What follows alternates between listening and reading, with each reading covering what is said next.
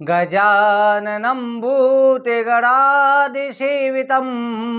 कपेत्यम्बोफलचार्वक्षणम् उमासुतं शोकविनाशिकारिकं नमामि विघ्नेश्वरपादपङ्कजं। गुरुर्ब्रह्मा गुरुर्विष्णुः गुरुर्देवो महेश्वरः गुरुर्साक्षात् परं ब्रह्म तस्मै श्री गुरुवे नमः। नारायणं नमस्कृत्यं नरं चैव नरोत्तमं देवीं सरस्वतीं व्यासं ततो जयमुदीरयेत्। सवे द्वार ने को छोड़ कर आयो तेरे द्वार, श्री वृषभान की लाडली जरा मेरी ओर निहार। कथा प्रारंभ होते है सुनहु वीर हनुमान, राम लखन सिय जानकी सदा करो कल्याण। सियापति राम जय जय राम। सर्वप्रथम भगवान श्री राधा कृष्ण के चरण कमलों में प्रणाम करके श्री व्यास महाराज, सरस्वती देवी एवं सदगुरुदेव के चरणों का ध्यान करते हुए अपने माता पिता सभी पूज्यनों का आशीर्वाद लेते हुए भगवान श्री बांके बिहारी मुरली मनोहर लाल से प्रार्थना करते हैं कि हे गोविंद, हमको सद्बुद्धि देना, धर्म का रास्ता दिखाना, अपनी भक्ति कृपा दृष्टि सदा बनाए रखना। बोलो वृंदावन बिहारी लाल की जय, कार्तिक महात्म की जय। श्री सूजी महाराज कहते हैं, ऋषिवरों, देवऋषि नारद जी ने राजा पृथु से कहा कि हे राजन, कार्तिक के महीने में गोवर्धन भगवान की भी पूजा होती है और अन्नकूट मनाया जाता है।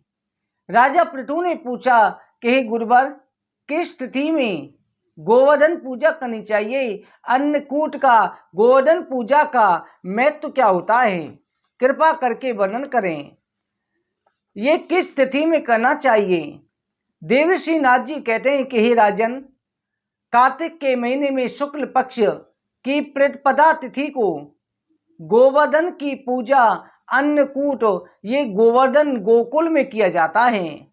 अगर और स्थान पर इसे कर रहे हैं तो वहां पर गोबर का एक गौ में लेकर के पर्वत के आकार का एक आकृति बना करके तब गोवर्धन की पूजा करनी चाहिए।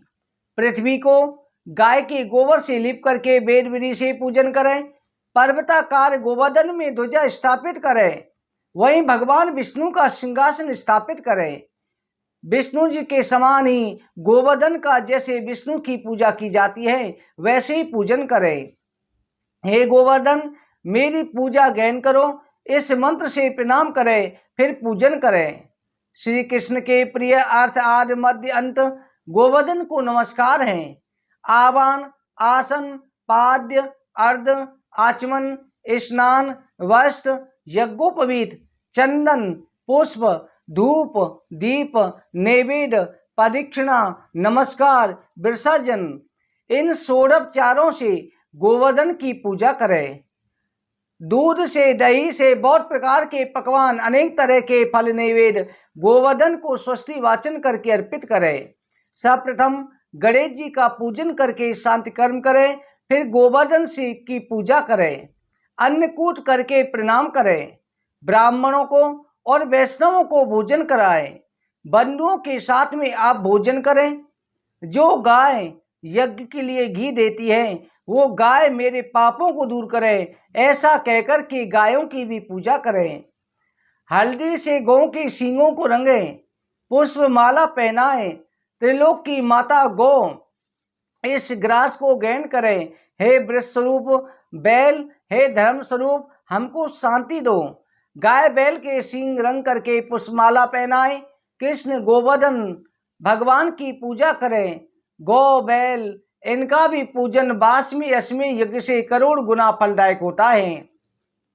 दिन के तीसरे सायंकाल के समय पर मार्गपालिका बांधे, वृक्ष में कुछ काश को नमस्कार करें।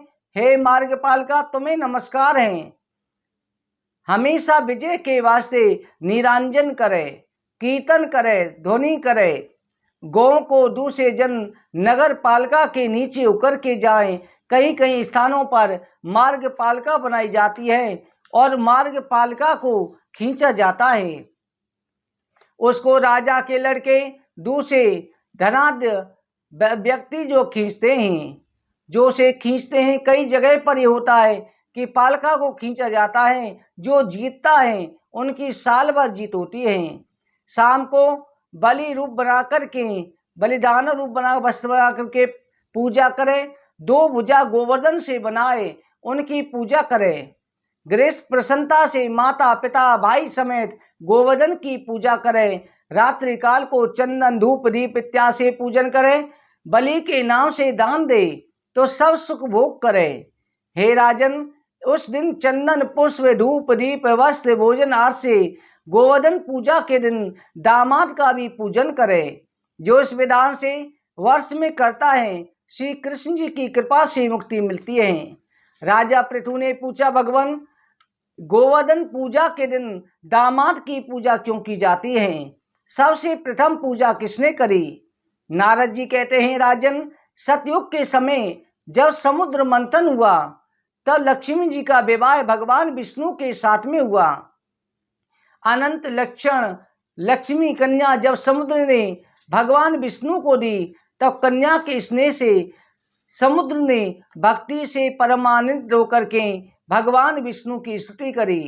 भगवान विष्णु कहने लगे कि हे समुद्र, तुम्हारे मन में जो इच्छा हो हमसे वरदान मांगो। ऐसे वचन सुनकर के समुद्र बोला कि हे प्रभु, जो प्रसन्न हो तो मेरे अंदर ही आप मेरी पुत्री के साथ नित्य वास करें। भगवान खीर समुद्र से कहने लगे, तुम्हारे घर में अब हम हमेशा ही खीर सागर में शयन करेंगे। खीर सागर में लक्ष्मी के साथ रहेंगे। वर्ष में जो कोई भी आज के दिन अपने दामाद की पूजा करेगा, जो अपने दामाद को बेटी को वस्त्र आभूषण अलंकृत दक्षिणा देगा, वो हमारा ही पूजन माना जाएगा। इसलिए कार्तिक शुक्ल पक्ष की प्रतिपदा को दामाद का पूजन जो कोई करता है, सभी पापों से छूट जाता है। जिसने अश्वमेध यज्ञ करके हमारा पूजन किया, जिसने पृथ्वी दान करी, जिसने करोड़ गाय दान करी, वो सब दामाता के पूजन के फल से प्राप्त हो जाएगा। ब्रह्मा विष्णु रुद्र इंद्र सभी देवता कार्तिक शुक्ल पक्ष प्रतिपदा को दामाद के शरीर में रहते हैं। इसलिए इस दिन जो है गोवर्धन पूजा के साथ साथ दामाद का भी पूजन करने से सभी प्रकार के मनोवांछित फलों की प्राप्ति होती है। इसलिए कार्तिक शुक्ल पक्ष प्रतिपदा को बेटी और दामाद को जो है जरूर सम्मानित करना चाहिए।